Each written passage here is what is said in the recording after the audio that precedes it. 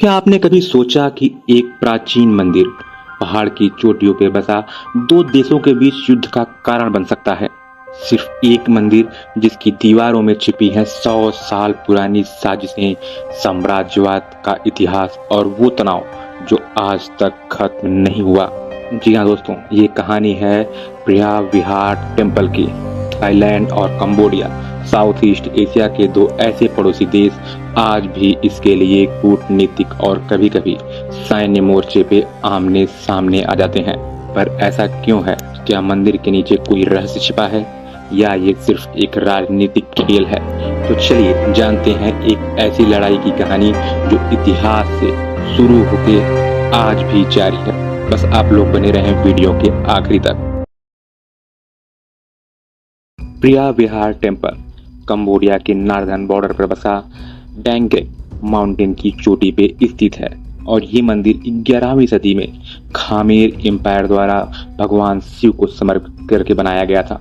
इस मंदिर की लोकेशन बहुत ही स्ट्रेटेजिक है और पहाड़ की चोटी में बसने के कारण यहाँ से पूरा क्षेत्र दिखाई देता है। लेकिन यही स्ट्रेटेजिक ब्यूटी इस मंदिर को बना देती है एक सैन्य और कूटनीतिक संघर्ष का केंद्र। अगर बात कंबोडिया की करें तो ये देश इस मंदिर को अपनी सांस्कृतिक धरोहर मानता है, जबकि दूसरी तरफ थाईलैंड इसे अपना एक इतिहास का हिस्सा मानता है। तो आप ये सोच रहे होंगे तो दोनों में से कोई तो झूठ बोल ही रहा होगा, लेकिन असली ट्विस्ट तो अभी बाकी है, क्योंकि 18वीं सदी में कंबोडिया एक फ्रेंच कॉलोनी था और उस समय थाईलैंड को सियाम कहा जाता था। 1904 में फ्रांस और सियाम के बीच एक बॉर्डर एग्रीमेंट होता है, लेकिन बाउंड्रीज को लेकर कोई भी क्लियरिटी नहीं रहती।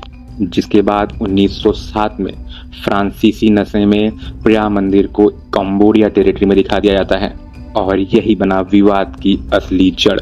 हालांकि थाईलैंड ने बाद में ये कहा कि ये नक्शा उसने कभी भी ऑफिशियली अप्रूव नहीं किया था, लेकिन 1962 में आईसीजे मतलब इंटरनेशनल कोर्ट ऑफ जस्टिस ने यह फैसला दिया कि प्रिया विहार मंदिर कंबोडिया की टेरिटरी है। लेकिन सबसे ज्यादा पेच वहां जाके फंसा क्योंकि आईसीजे ने केवल सिर्फ मंदिर की बात कही थी, जबकि मंदिर के आसपास के जमीन के लिए नहीं, और इसी लूपहोल ने विवाद को हमेशा के लिए खुला ही छोड़ दिया। हालांकि इसके बाद भी यह मुद्दा कभी भी ठंडा नहीं हुआ। 2008 में जब यूनेस्को ने प्रिया मंदिर को वर्ल्ड हेरिटेज साइट घोषित किया तो थाईलैंड भड़क उठा, क्योंकि थाईलैंड ने कहा कि यूनेस्को कैसे कंबोडिया के दावे को बिना प्रूफ के मान सकता है। जिसके बाद 2008 से लेकर 2011 के बीच सीमावर्ती इलाकों में काफी ज्यादा फायरिंग्स हुई, मोर्टार से हमले हुए और कई सैनिकों की मौत भी हुई। लेकिन जब 2011 में ये मामला फिर से आईसीजे को जाता है तो इस बार कोर्ट ने यह कहा कि मंदिर के आसपास की जमीन भी अब कंबोडिया को दी जाए। लेकिन ग्राउंड पे हालात आज भी फ्रेजाइल हैं। दोनों देशों की आर्मी अब भी बॉर्डर पर है और एक दूसरे पे सर्विलेंस करते रहते हैं और ऑकेजनली क्लैशेस भी होते हैं, जिससे नेशनलिज्म को हवा मिल। लेकिन इसके बाद सवाल ये उठता है कि क्या यह सिर्फ एक मंदिर की लड़ाई है? तो उसका आंसर है नो। ये एक जियो स्ट्रेटेजिक लोकेशन की लड़ाई है जिससे मिलिट्री कंट्रोल मिल सकता है और साथ ही एक नेशनलिज्म की आइडेंटिटी की भी लड़ाई है, क्योंकि थाईलैंड में प्रिया विहार मंदिर को एक लॉस्ट हेरिटेज के रूप में दिखाया जाता है, जबकि कंबोडिया में इसे अपनी कल्चरल साउल माना जाता है। हालांकि कुछ रिसर्चरों का मानना यह भी है कि इस मंदिर के नीचे कुछ एंशिएंट ट्रेजर्स भी हैं या फिर कुछ सबटेरेनियन टनल्स भी हो सकती हैं, जिसे लेकर आज तक कई कॉन्स्पिरेसी भी बनी हुई हैं। और आप ये बात तो जानते हैं, जहाँ पे रहस्य होता है वहाँ पे जंग भी होती है। और दूसरी तरफ देखा जाए तो इस विवाद पे एक दिलचस्प पहलू ये भी है, चाइना की भूमिका।